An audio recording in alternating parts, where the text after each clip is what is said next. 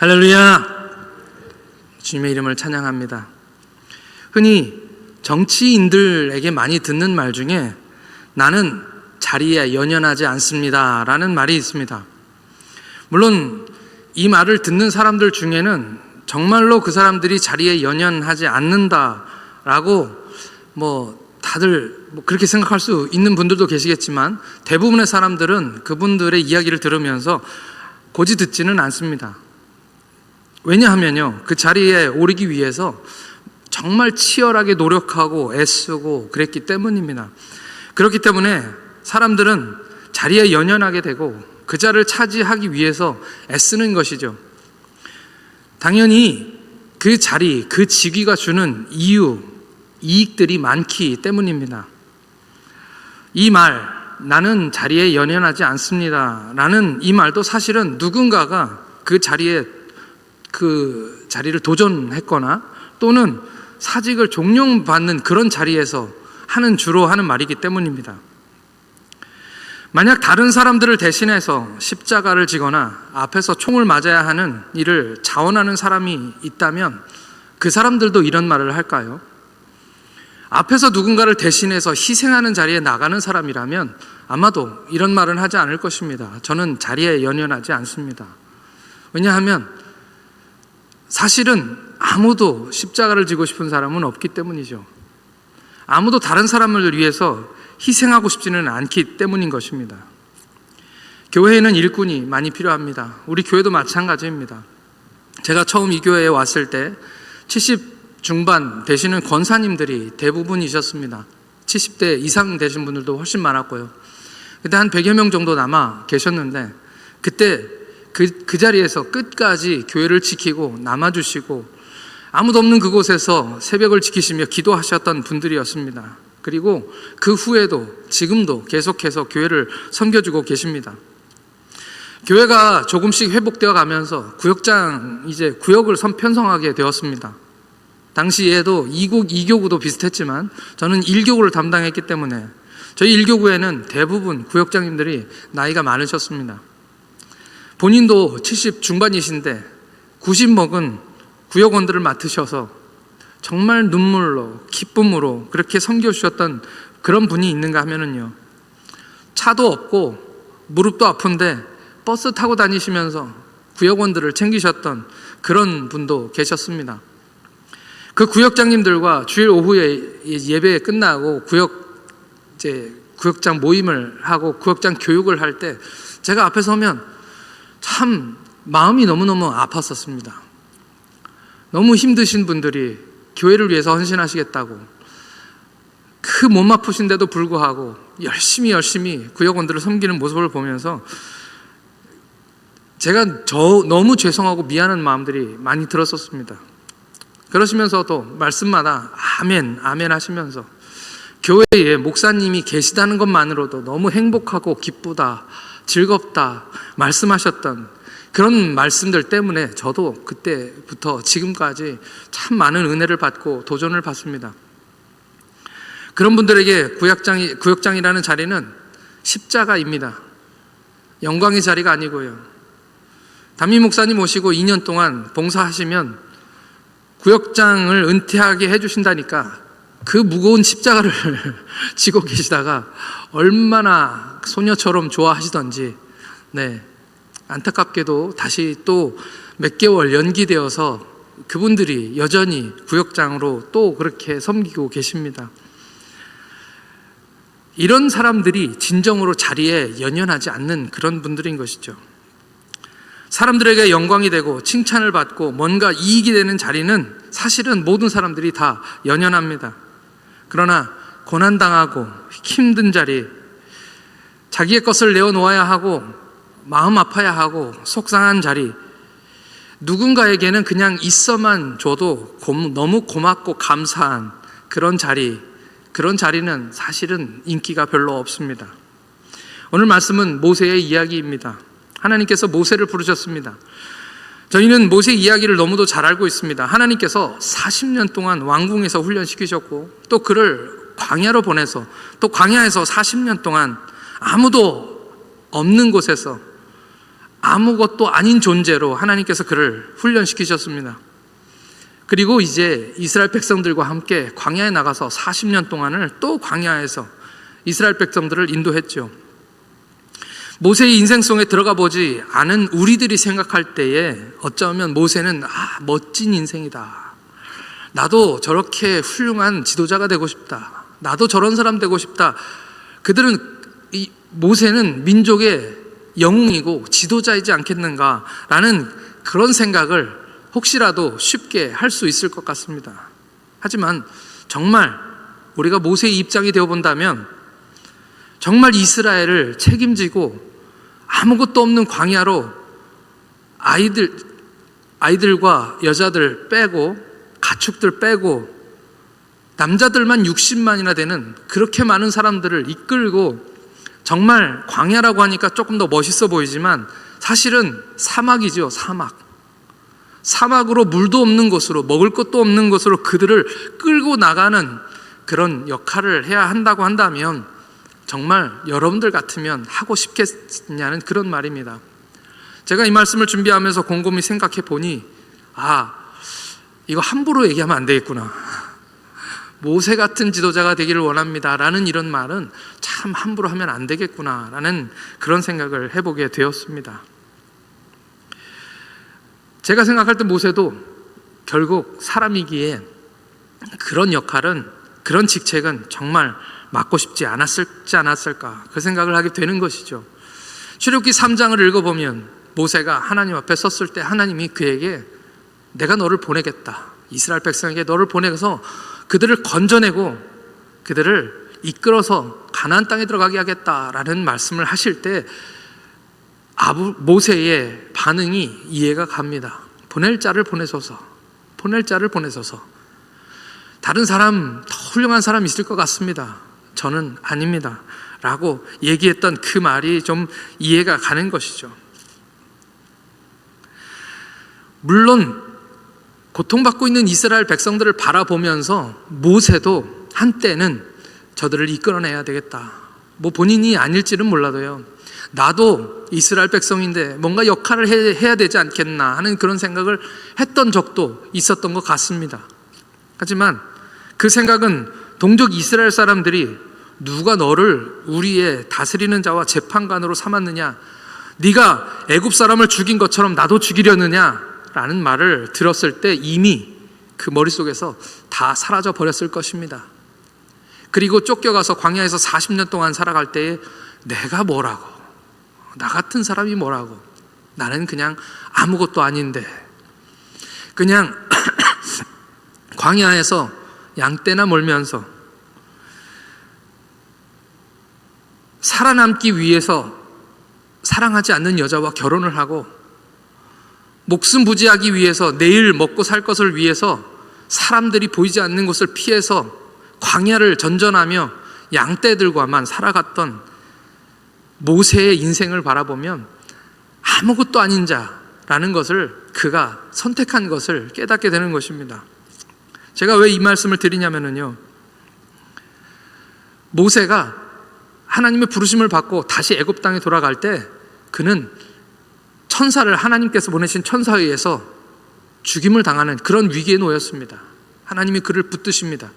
죽이시려고 하시죠. 그때 그의 아내가 자기 아들의 표피를 베어서 던지면서 당신은 나의 피난편이라고 얘기합니다. 그 말이 무엇을 의미합니까? 그의 삶 가운데서 광야에서 그냥 우연히 만난 여인, 그냥 호의를 베풀었던 여인과 함께 그의 인생에서 나는 여기 이 정도면 됐어, 나는 살기 위해서 어쩔 수 없이 결혼해야 돼 하면서 결혼한 거죠. 살기 위해서 결혼한 것입니다. 자기 아이가 태어났는데 이 모세는 누구보다도 유대인이었습니다. 그런데 할례를 해야 한다는 것을 알면서도 자기가 이방 사람과 결혼했고 또 아이들 이름도 이방에서 계기되었다라는 그런 이름으로 지으면서 비탄과 후회와 그냥 자신이 모든 것을 무너져 내렸기 때문에, 그래서 자기 아이를 자기 아이라고 받아들이지 못하고 자기 아내도 자기 아내로 받아들이지 못한 것이었습니다. 하나님께서 그것을 기뻐하시지 않기 때문에 이제 모세가 다시 애굽 땅으로 들어가면 이 이드로의 가족들을 돌보지 않을 거라고 하나님께서 아셨기 때문에 그래서 그를 죽이시려는 그런 제스처를 하신 것이고요. 그렇게 시보라는 자기 남편의 목숨을 구합니다. 이 말이 무엇을 의미합니까? 모세는 그냥 아무것도 아닌 자로 광야에서 그렇게 살았다는 것이죠. 그냥 숨만 쉬는 것 자체가 삶의 목적이 되어서 그렇게 하나님께서 모세를 광야로 그렇게 내몰았던 것입니다. 그랬던 모세가 뭘 바랄 것이 있었겠습니까? 그는 하나님 앞에서 나는 아무것도 아닙니다 라고 고백했던 것이죠. 이스라엘 백성의 지도자, 이스라엘 백성들을 인도해야 할 이 위대한 영웅, 그런 것은 그냥 허망된 아무것도 아닌 그냥 생각에 불과했었을 것입니다. 그래서 하나님 앞에서 나는 안 됩니다, 나는 못합니다, 그렇게 얘기했던 것이죠. 오늘 본문 말씀 출애굽기 3장 10절 말씀을 함께 같이 읽겠습니다. 출애굽기 3장 10절 말씀입니다. 하나님 말씀입니다. 시작. 이제 내가 너를 바로에게 보내어 너에게 내 백성 이스라엘 자손을 애굽에서 인도하여 내게 하리라. 아멘. 그러나 하나님의 생각은 달랐습니다. 하나님은 항상 계획을 가지고 계십니다. 항상 하나님은 이 세상의 모든 것을, 모든 만물을 하나님 뜻대로, 하나님 원하시는 대로 이끌어 가시지만 또 그 모든 원대한 계획과 꿈 속에 한 사람에 대한 계획을 가지고 계시고, 한 사람, 저와 여러분들 같은 아무것도 아닌 존재, 그런 사람들을 향한 그 계획들을 그 커다란 계획 속에 묶어서 오늘 하나님은 그 일을 이루시는 하나님이신 줄 믿습니다. 하나님은 사람을 통해서 일하시기를 원하십니다. 하나님은 전능하시기 때문에 사실 말씀 한마디로 천지도 창조하실 수 있으시고, 이 세상의 모든 사람들이 죄를 범하였을 때에도 구원을 위해서 사람이 필요한 분이 아니십니다. 다 쓸어버리고 그냥 뭐든지 다 새로 시작할 수 있는 분이 우리 하나님이십니다. 그러나 하나님은 그렇게 하는 것을 기뻐하지 않으셔서 언제나 어느 때에나 어떤 위기 가운데서도 사람을 택하시고 사람을 통해서 하나님은 일하시기를 원하시는 하나님이신 것이죠. 오늘 이 말씀 속에서 왜 하나님은 모세를 부르셔서 이스라엘을 건져내시기를 원하시는지 한번 살펴보려고 합니다. 애굽 땅에서 이스라엘 백성들은 종이 되었습니다. 그러려고 그런 것은 아닌데, 먹을 것을 찾아 애굽의 총리였던 요셉을 통해서 아주 평화적으로 환영받으며 행복하게 야곱의 가족들은 이 애굽에 들어오게 되었습니다. 그런데 시간이 지나고 세월이 지나고 요셉을 알지 못하는 사람들이 애굽에서 이제 높은 위치를 차지하게 됩니다. 요셉과 그의 가족들은 그 세대에서 다 이제 죽고 그 다음 세대들이 또 태어나서 점점 번성하였던 것이죠. 거기에는 분명 하나님의 놀라운 축복과 은혜가 있었습니다. 출애굽기 1장 7절 말씀을 함께 같이 읽겠습니다. 출애굽기 1장 7절 말씀입니다. 시작.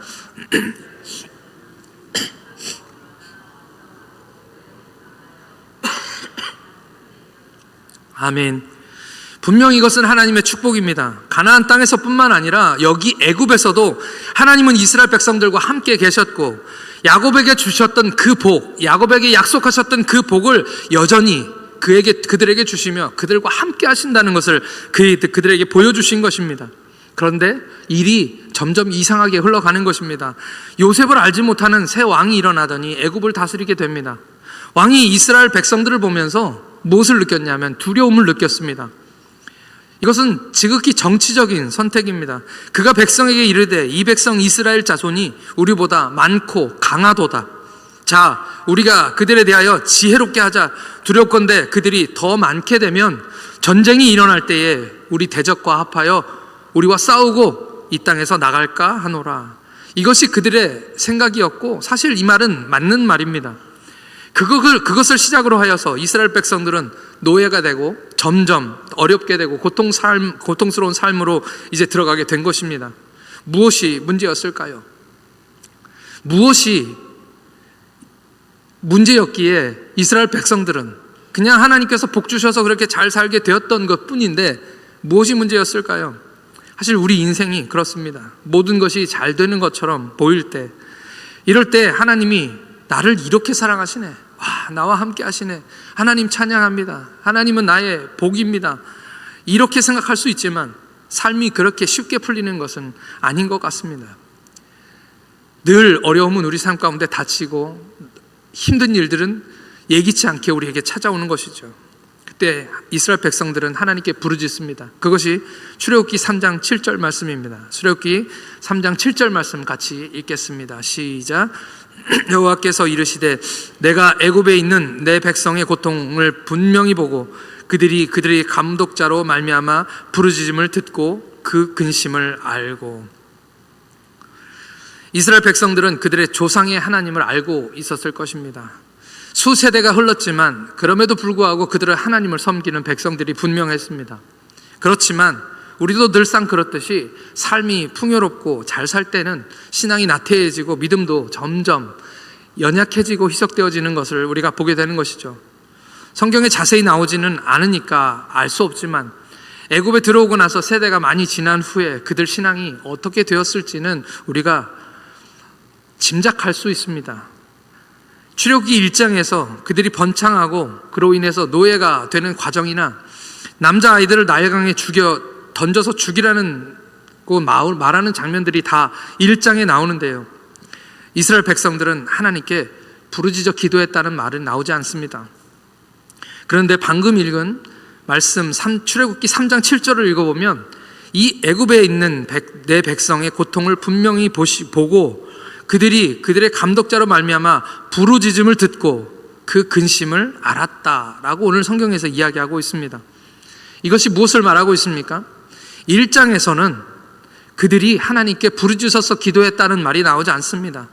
그들이 애굽 사람들에 의해서 고통받고 또 나일강에 자녀들을 던져서 죽여야 하는 그런 어려움을 당하고 있었는데도 그들은 하나님께 부르짖었다는 말이 나오지 않습니다. 그런데 오늘 하나님께서 모세에게 말씀하실 때 그들의 부르짖음을 들었다라고 말씀하시는 것이죠. 이것이 무슨 의미일까요? 그들이 하나님께 기도했을까요? 저는 그렇게 생각하지 않습니다. 그들이 한 것은 기도가 아니라 그냥 고통 가운데 신음했던 것이죠. 그들이 고통 가운데, 우리도 그러지 않습니까? 우리가 하는 주여라는 말이 다 믿음의 고백은 아니죠. 우리가 그냥 지나가면서 하는 말이 주여 이렇게 한마디씩 그냥 한숨처럼 내뱉는 말이 다 기도는 아닐 것입니다. 기독교인들의 그냥 습관이죠. 미국 사람들은 지저스라는 말이 좋은 뜻이 아닌 것으로 사용하기도 합니다. 점점 그 사람들도 습관적으로 지저스, 크라이스트 이런 말 할 때 이것이 영화에서는 자막에 다르게 번역이 되어서 나옵니다. 욕처럼 나옵니다. 왜 그렇게 되었을까요? 그것이 처음에는 믿음의 고백이었고 기도였는데 그것이 점점 지나면서 그냥 취임새가 된 거죠. 그냥 한숨처럼 나오는 말이 되었던 것입니다. 그것이 사실은 2세대, 3세대의 문제입니다. 아무 뜻도 없이 그냥 외치는 그런 말인 것이죠. 여기 이스라엘 백성들의 부르짖음도 하나님께 살려달라고 도와달라고 기도한 것은 아닌 것 같습니다. 그러나 오늘 말씀 속에서는 하나님은 내가 너희들의 신음소리를 들었다, 하나님은 내가 너희의 고통을 보았다라고 말씀하시는 것입니다. 그들이 하나님께 부르짖은 것이 아니라 하나님께서 그들의 고통을 들으셨다는 것이죠. 그렇지만 이것이 하나님의 은혜인 것을 저희는 믿습니다. 비록 우리가 적극적으로 믿음이 좋아서 하나님께 부르짖지 못한다 할지라도 하나님은 우리들의 작은 신음소리에 응답하시는 것이 하나님이십니다. 우리가 믿음 없이 내뱉는 말 한마디도 고통 가운데 하나님께 부르짖을 때 하나님께서는 그것을 들으신다는 것이죠. 오늘 하나님의 자녀들의 작은 신음소리에도 주님은 반응하십니다. 왜 그러십니까? 하나님이 우리를 사랑하시기 때문입니다. 할렐루야. 오늘 우리는 주님의 사랑을 받고 있습니다. 우리가 믿음이 좋아서 예배를 잘 드리고 신앙이 좋거나 완벽하게 하나님 앞에 경건한 삶을 살아서가 아닌 것을 우리는 잘 알고 있습니다. 하나님이 우리를 받으시고 하나님이 우리의 목소리 들으시는 것은 오늘 우리의 믿음이 좋아서가 아닙니다. 하나님이 사랑하시기 때문이신 것이죠. 로마서 5장 8절 말씀을 함께 같이 읽겠습니다. 로마서 5장 8절입니다. 다 같이 시작. 우리가 아직 죄인 되었을 때에 그리스도께서 우리를 위하여 죽으심으로 하나님께서 우리에게 대한 자기의 사랑을 확증하셨느니라. 아멘. 하나님의 사랑이 확증된 것은 우리가 아직 죄인 되었을 때입니다. 우리가 아직 죄인 되었을 때, 우리가 아무것도 하지 않았을 때, 우리가 그냥 죄 가운데서 이스라엘 백성들처럼 그냥 마음에도 없이 하나님께 하나님 왜 이러십니까? 라고 기도할 때 하나님이 그 기도를 들으신 것이죠. 주님은 우리의 작은 신음소리도 들으십니다. 그리고 아파하시는 것이 바로 하나님이십니다.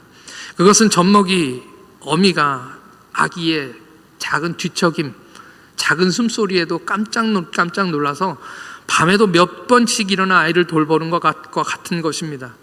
우리 주님은 우리의 작은 부르짖음에 응답하시는 하나님이십니다. 그래서 하나님은 이스라엘 백성들을 구원하시기로 작정하셨고요. 정말 하나님이 원하시는 것은 아름다운 미사곡으로 짜여진 그런 기도가 아닙니다. 물론 당연히 대표기도 하시는 분들은 열심히 준비하시고 성도를 대표해서 기도하시니까 열심히 준비하셔서 대신해서 기도하시는 것이죠. 그것이 맞습니다.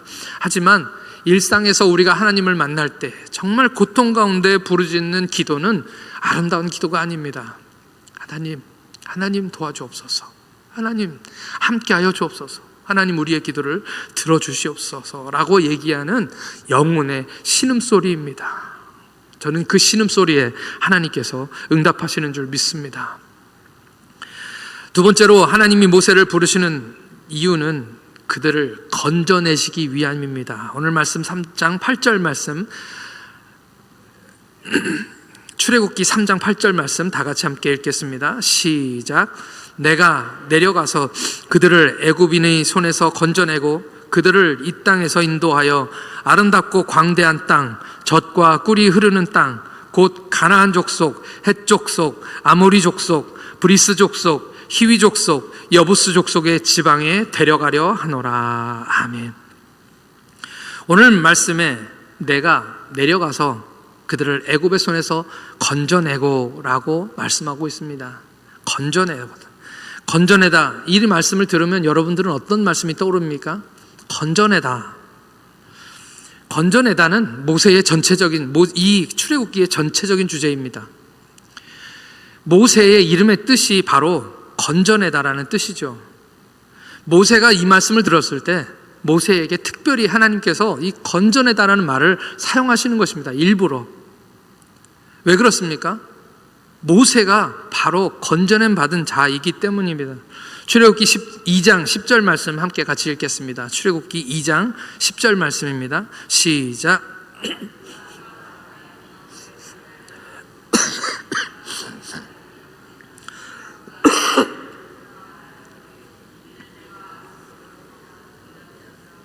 했더라. 아멘. 모세, 그 이름의 뜻이 바로 건져내었다라는 뜻입니다. 그 세찬 날강 물결 속에서도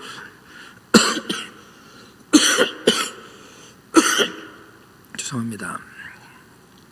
그 날강 물결에 속절없이 떠내려가던 그 인생이 바로 모세의 인생이었던 것이죠.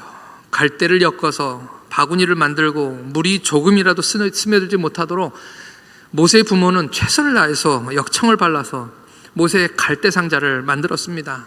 하지만 그렇게 만든다 해서 이 갈대 상자가 안전할 수는 없는 것이죠. 또 설령 그 세찬 물속에서 잘 떠내려갔다 한다 할지라도 그것이 곧 그 아이의 생명을 유지할 수 있는 것은 아닙니다. 멀리 바다로 떠내려가 버리면 그냥 끝나는 것이죠. 그것은 구원이 아닙니다. 그것은 아이의 생명을 구원할 수 없습니다. 어쩌면 멀리 둥실둥실 잘 떠내려가면 더 부모의 마음은 아팠을 것입니다. 그 부모의 눈에서 그 갈대 상자가 사라져 버렸다고 한번 생각해 보십시오. 그 부모가 마음을 놓고 집에 가서 편히 잠을 잘 수 있었겠습니까? 그런데 무엇입니까? 기적이 일어나는 것이죠. 기적이. 누군가의 손에 의해서 그 갈대 상자가 건져내어진 것입니다. 그것이 은혜입니다. 그것이 하나님의 은혜인 것이죠. 모세는 어릴 때 그의 엄마 요게벳에게 양육을 받으면서 누구보다도 그 이야기를 수십 번, 수백 번 반복해서 들었을 것입니다. 하나님의 은혜야. 하나님의 은혜. 네가 살게 된 것은 하나님의 은혜야. 그때 정말 나는 너가 죽는 줄 알았어. 네가 건져냄 받을 줄, 누가 건져내 줬으면 하는 소망은 있었지만 그게 왕궁이고 그것도 왕궁이 바로의 딸에게 택함을 받아서 왕자가 될 줄 누가 알았겠니? 그것은 정말 놀라운 하나님의 은혜야. 수십 번 수백 번을 반복해서 그 이야기를 모세가 어릴 때 엄마로부터 들었을 것입니다. 맞습니다. 그것은 하나님의 은혜입니다. 이 은혜를 아는 사람의 삶은 다른 삶을 살게 됩니다. 죽다 살아보셨습니까, 여러분? 죽음에 가까이 가보신 기억이 여러분들이 있으십니까? 저는 딱 한 번 그런 경험이 있었습니다. 제가 아마 언제 한번 간증했던 적이 있는 것 같은데요. 명절 때 승용차로 경부고속도로 1차선을 제가 신나게 달리고 있었습니다. 가족들과 함께 일부러 차 안 막히는 시간을 택해서 새벽 2시에 집에서 서울에서 출발해서 익산으로 내려가고 있었습니다. 그때 제가 모든 차가 그랬죠. 한 130km 정도로 달리고 있었습니다. 비가 살짝 내렸습니다. 아주 좋은 환경이었죠. 노면이 미끄러웠지만 저는 그때 22살이었습니다. 이제 면허 딴 지 얼마 안 돼서 아주 운전이라는 것이 재미있을 그럴 때였습니다. 근데 그랬기 때문에 또 젊었기 때문에 운전하는 법을 잘 몰랐던 것 같습니다. 그냥 밟으면 나가는 게 차라고 생각했던 것이죠. 절대 고속도로에서 고속 주행할 때는 급브레이크를 밟으면 안 되는데 면허 따고 얼마 안 돼서 저는 실수로 브레이크를 밟아버리고 말았습니다. 그 전에 다른 어떤 게 있었지만 어쨌든 제가 급브레이크를 밟은 거죠. 제가 있던 차선에서부터 1차선에부터 4차선까지 차가 처음에는 왔다 갔다 하더니 이게 돌기 시작했습니다. 차가 돌기 시작하면서 4차선까지 갔습니다. 그리고 어찌어찌 차가 멈췄는데 제 기억 속에는 타이어 타는 냄새, 연기가 자욱하게 저희 차를 둘렀고 그 연기 사이로 수많은 차들의 그 전조등이 다 저를 비추고 있었습니다. 제 일생에 그렇게 많은 조명을 받아본 적이 없었던 것 같습니다. 차는 안 막혔지만 그때 차들이 엄청나게 이제 고향 가는 차들이었으니까요. 많았고 정말 제가 달린 것만큼 빠르게 달렸던 차들이었습니다. 근데 너무나 감사하게도 그 모든 차들이 그 차들도 브레이크를 밟으면 안 되잖아요. 그러니까 제 차를 아슬아슬하게 그렇게 다 지나갔습니다. 그리고 제가 멈췄을 때에는 제 앞으로 수많은 차들이 제가 민폐를 그 귀성 차량에 잘 달리고 있는 차들을 다 막아서는 그런 사람이 되었던 것이죠. 수많은 차들이 다 저 때문에 멈춰섰습니다.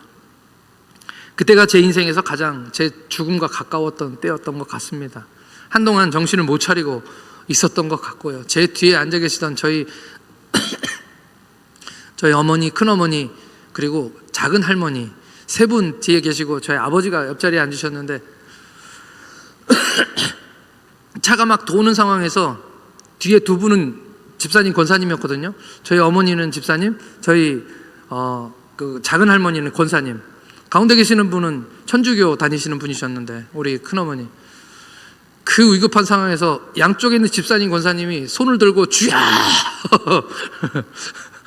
차가 빙글빙글 도니까 주여를 외치시니까 가운데 계시던 우리 천주교 믿으시는 그분도 천주교에서 주여를 하는지 모르겠습니다. 근데 같이 세 분이 주여를 외치셨습니다. 하나님이 그 기도를 들으셨는지 어쨌든 저는 거기서 살았습니다. 그 일이 있고 난 후에 저는 신학교에 가고 목사가 되고 선교사가 되었습니다. 그리고 난 후에 제 삶에 어려움이 닥치고 힘든 일이 있을 때는 그냥 제 말에 쉽게 하는 말, 그냥 내뱉는 말이 있습니다. 죽다 살았는데 네. 어찌 보면 다른 분들이 생각할 때는 그런 일 가지고 그럴 수 있겠냐 생각할 수 있겠지만 제 인생에서는 그게 너무 큰 일이었고 또 그때 죽었어야 되는데 살았기 때문에 하나님의 은혜, 한순간 한 시간을 살아도 그것이 하나님의 은혜라는 것을 제가 깨닫게 된 것이죠. 건져냄 받은 자, 은혜를 아는 사람만 알 수 있는 것입니다. 죽음 가운데서 건져냄을 받은 자만 지금 내가 살아가는 이 삶이 참 복된 것이구나, 내가 지금 숨쉬고 있는 것이 참 귀한 일이구나.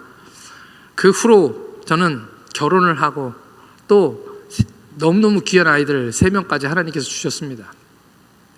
이것이 하나님의 은혜인 것이죠. 그래서 저는 선교사로 지낼 때에도 한 번도 힘들다고 얘기해 본 적이 없습니다. 한국에 있는 선교분들을 만날 때마다 아유, 선교사님 너무 고생하십니다. 너무 힘드십니다. 이런 말씀 하시는데 제가 했던 말들은 한국에 계신 분들이 더 힘드시죠 라고 늘 얘기했었습니다.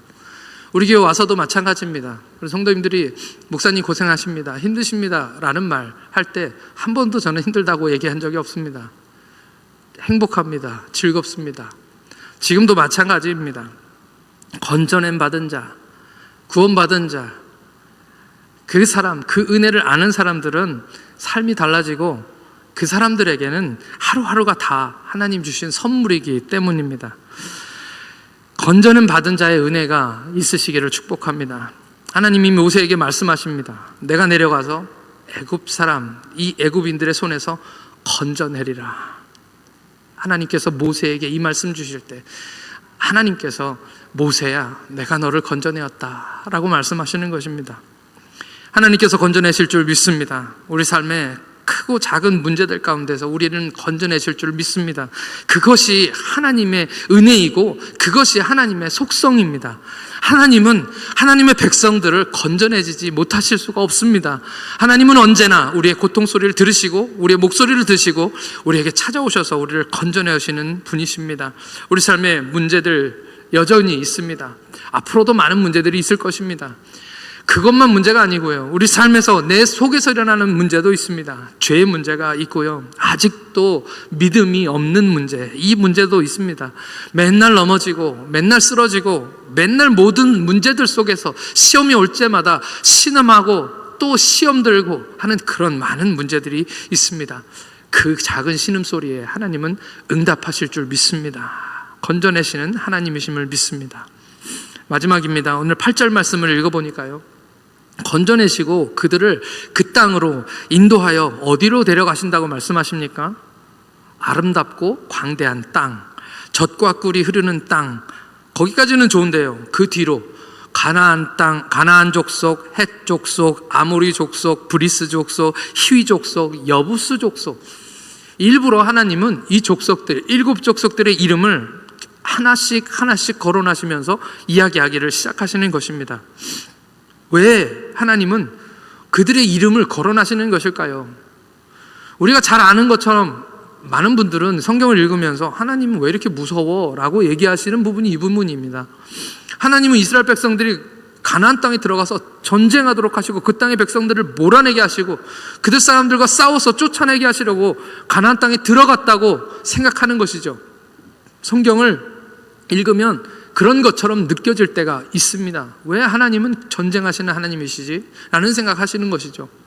그런데 오늘 하나님은 아무도 관심 없는 이 일에 대하여, 아무도 신경 안 쓰는 이 일에 대하여 하나님은 모세도 사실은 처음 들어보는 이름이었을 수도 있습니다. 그런데 한 사람, 한 가족, 여기 족속들의 가나안 땅에 사는 7족속의 이름들을 하나하나 거명하시면서 그 땅으로 너희를 인도하여 드리리라 라고 말씀하시는 것입니다. 이것이 무엇의 의미일까요? 하나님은 깊은 속뜻을 가지고 계시는 것입니다. 아브라함은 가나안 땅에 들어갈 때 왜 가나안 땅에 들어가야 하는지 자세한 뜻을 잘 몰랐을 것입니다. 왜 하나님은 성경에서 계속해서 가나안 땅 얘기하고 있는 것일까요? 물론 거기에는 하나님의 놀라운 축복, 이스라엘 백성들에게 주시는 축복들이 거기에 있습니다.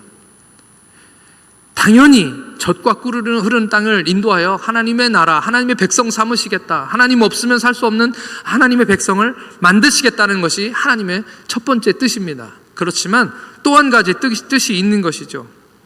그것이 무엇입니까? 아브라함에게 이미 말씀해 주신 것입니다. 우리는 잘 알고 있습니다. 너는 복이 될지라. 그것이 가나안 땅에 들어가야 하는 이유인 것입니다. 너는 복 받을 거야, 너가 잘 될 거야, 이것이 아니라 너는 복이 될 거야 라고 말씀하여 주시는 것입니다. 옛날 성경엔 너는 복의 근원이 될 거야 라고 말씀하여 주십니다. 그러니까 너는 내 백성 맞는데 너 말고 다른 사람들, 그 사람들, 너로 인해서 복받게 될 사람들, 그 사람들을 이야기하고 있는 것이죠. 출애굽기 19장 6절 말씀, 출애굽기 19장 6절 말씀 함께 같이 읽겠습니다. 시작. 너희가 내게 대하여 제사장 나라가 되며 거룩한 백성이 되리라. 너는 이 말을 이스라엘 자손에게 전할지어다. 모세에게 하신 말씀입니다. 출애굽기입니다. 모세에게 말씀하시면서 너희는 그냥 나라가 아니야. 제사장 나라가 되리라. 제사장 나라. 이 말이 무엇입니까? 제사장은 자신을 위하여 존재하는 사람이 아닙니다. 제사장은 본인을 위해서 하나님께 예배드리는 사람이 아닙니다. 구약 성경은 적어도 그랬습니다. 제사장 나라라는 것은 다른 나라를 위해서, 다른 사람들을 위하여 하나님께 대신해서 제사 드리는 사람, 중보하는 사람, 다른 사람들을 하나님께로 이끌어가는 사람이 바로 제사장인 것이죠. 너희는 제사장 나라가 되리라. 그렇기 때문에 너희는 가나안 땅에 들어가야 한다. 저 땅에는 좌우를 분별하지 못하는 이 사람들이 있다. 헷 족속, 아모리 족속, 가나안 족속, 브리스 족속, 히위 족속, 여부스 족속, 그들은 하나님을 알지 못한다. 네가 원래 그랬던 것처럼, 네가 아버지 데라 밑에서, 우상 제조자 밑에서 자랐을 그때처럼 우상 숭배하면서 구원이 모른 채, 하나님의 은혜가 모른 채 살아가고 있지 않니? 그래서 내가 너를 택했다. 너는 가나안 땅에 가야 한다라고 말씀하시는 것이죠. 재차 하나님은 계속해서 이 가나안 땅으로 하나님을 알지 못하는 백성들 가운데 선교사로 아브라함을 보내시고, 또 다시 한번 이 이스라엘 백성들을 출애굽시키셔서 가나안 땅에 보내시겠다는 그 말씀을 하고 있는 것입니다. 저는 오늘 말씀을 준비하면서 특별 새벽 기도를 마음에 두고 준비했습니다. 내일부터 이제 특별 새벽 기도가 시작됩니다. 여러분들에게 이 특별 새벽 기도는 어떤 의미입니까? 담임 목사 청빙과 하나님의 비전이라는 주제를 놓고 지금 저희들이 함께 기도할 것입니다. 일주일 동안. 저는 여러분들이 믿으시기를 축복합니다.